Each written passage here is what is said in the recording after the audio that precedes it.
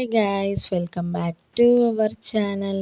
Hotel స్టైల్లో రుచికరమైన సాంబార్ ఇంట్లోనే చాలా ఈజీగా చేసుకోవచ్చు. ఈ చిన్న టిప్స్ ఫాలో అయితే సాంబార్ రుచి డబుల్ అవుతుంది. ఈ వీడియోని స్కిప్ చేయకుండా లాస్ట్ వరకు చూడండి. ముందుగా ఒక కప్పు కందిపప్పుని బాగా కడిగి కుక్కర్లో అయినా బౌల్లో అయినా వేయండి. మేమైతే ఇక్కడ బౌల్లో వేసుకున్నాం. కందిపప్పుని వేసుకున్న తర్వాత చిటికెడు పసుపు, కొంచెం నూనె, సరిపడా వాటర్ పోసుకొని పప్పుని మెత్తగా ఉడకనివ్వాలి.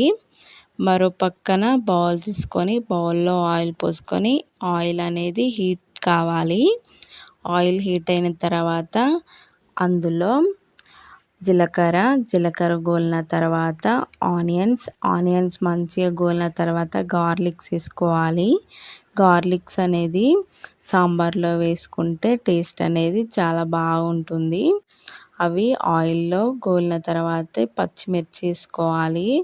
పచ్చిమిర్చి అనేది కారంని బట్టి వేసుకోవాలి చారులో. అవి పచ్చిమిర్చి అనేది మంచిగా గోలిన తర్వాత ఇప్పుడు అవన్నీ ఆయిల్లో ఫ్రై అయిన తర్వాత ఇప్పుడు మనం వేసుకునే కూరగాయలు వేసుకోవాలి.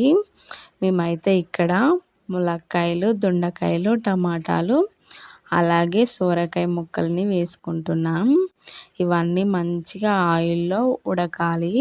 వాటర్ పోయకూడదు. మళ్ళీ మొత్తం ఆయిల్లోనే ఫ్రై కావాలి.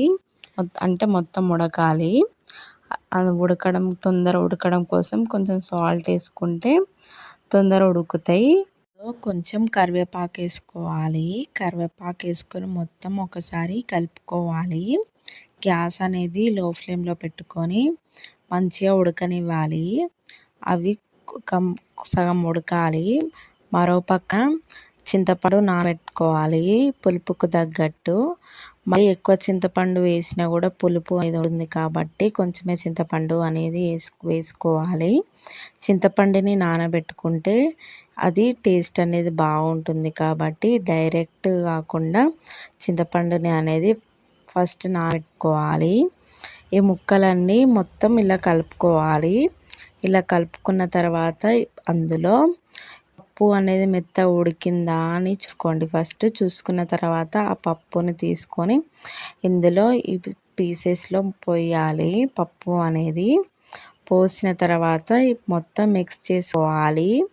మిక్స్ చేసుకున్న తర్వాత మనం చింతపండు నానబెట్టుకున్నాం కదా, దాన్ని అంటే ఈ పప్పు అనేది కొద్దిసేపు ఉడకాలి. ఒక 15 minutes కుక్ కావాలి. ఈ పీసెస్కి మొత్తం పట్టాలి కాబట్టి మొత్తం మంచిగా కుక్ అయిన తర్వాత అందులో రుచికి సరిపడా చింతపండు రసం పోసుకోవాలి. చింతపండు రసం అనేది మళ్ళీ ఎక్కువ కూడా పోయకూడదు. పులుపు అనేది ఉంటుంది కాబట్టి కొంచెమే చింతపండు రసం పోసుకొని కొద్దిసేపు మళ్ళీ కుక్ చేయాలి. కలబెట్టుకొని కుక్ చేసుకోవాలి.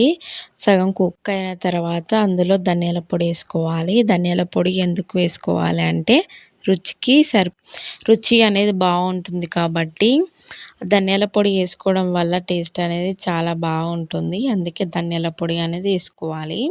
వేసుకున్న తర్వాత మంచిగా మిక్స్ చేసుకొని ఇంకా కొంచెం సేపు కుక్ చేయాలి.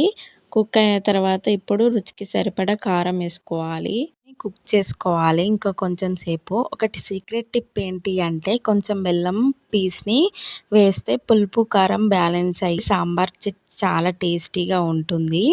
మీరు కూడా ట్రై చేసి ఎలా ఉందో కామెంట్ కూడా చేయండి. ఇలా చేస్తే చాలా రుచిగా గుమగుమలాడే సాంబార్ రెడీ. ఈ రెసిపీ మీకు నచ్చినట్టయితే లైక్ చేయండి, సబ్స్క్రైబ్ చేయండి. Bye bye.